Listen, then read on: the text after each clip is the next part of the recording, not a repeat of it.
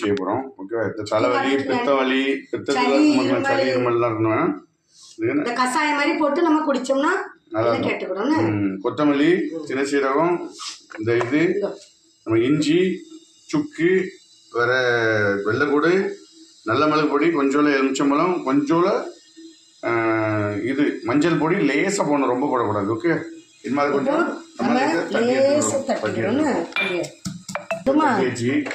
வெள்ளை கூட 2-3 தொலியோட 2-3 பல்லு அதையும் போட்டு நம்ம சேர்த்துக்கிட்டோம்.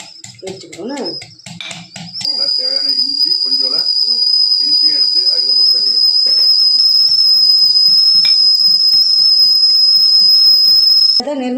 பொருள் தட்டி வச்சிருக்கோம். இதை நம்ம ஒரு இதுல போட்டு விடுவோம். போட்டு கொஞ்சம் தண்ணி ஊற்றி சூடு பண்ண போறோம். கொஞ்சம் சின்ன சீரகம், அதுக்கப்புறம் நல்ல மிளகு பொடி, கொஞ்சோல அது